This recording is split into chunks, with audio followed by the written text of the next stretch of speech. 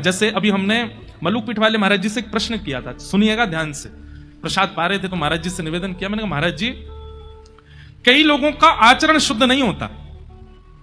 कई लोगों की दिनचर्या शुद्ध नहीं होती, आचरण शुद्ध नहीं होता, विचार शुद्ध नहीं होते, पर कई बार ऐसे लोग मंदिर में जाते हैं तो आंखों से पनारे बहने लगते हैं, कई लोग ऐसे कथा में आते हैं तो उनके आंखों से आंसू नहीं रुकते हैं, और हम उनको अच्छे से जानते हैं कि इनका खान पान भी शुद्ध नहीं है, आचरण भी शुद्ध नहीं है, फिर भी इतनी भावुकता। मैंने कहा महाराज जी, हम अपनी बात कह रहे हैं कि हम अगर कुछ दिन आचरण में कुछ पलट फेर करते हैं तो हमारे आंसू ही नहीं आते लाल जी को देख करके। हमको इतना बोध होता है कि आचरण शुद्ध ना होने से जब हमारी भावुकता नष्ट हो जाती है, और कोई व्यक्ति जो सदा दुराचरण ही करता इतना भावुक कैसे हो जाता है ठाकुर जी के आगे जाके। महाराज जी ने इसका बहुत अच्छा उत्तर दिया। महाराज जी क्या उत्तर देते हैं, बोले जैसे पिक्चरों में हीरो के मर जाने पर हीरोइन सिर पटक पटक करके रोती है, उसको पता है कि मरा नहीं है लेकिन कैमरा चालू है, मुझे दिखाना है सबको, और उसको देखने वाले सोचते हैं अरे राम राम कितनी भावुक हो रही है बेचारी, कितना रो रही है। अभी एक पिक्चर आई थी महाराज,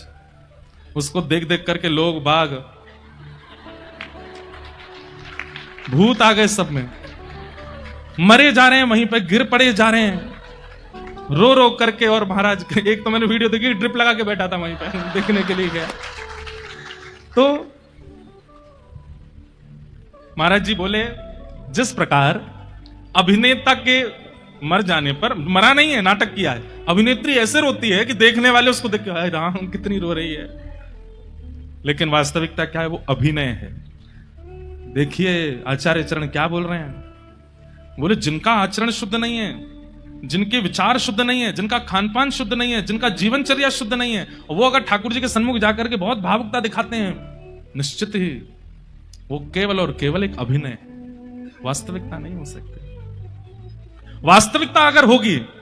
आपका स्वयं का मन करेगा कि इस विषय को मैं सुधारूं, अपनी इस दिनचर्या को मैं सुधारूं, अपने इस आचरण को मैं सुधारूं। और क्षमा कीजिए, अगर उस सुधार का चित्त में भाव प्रकट नहीं हो रहा है तो आप अभिनय कर रहे हो भाव के नाम पर।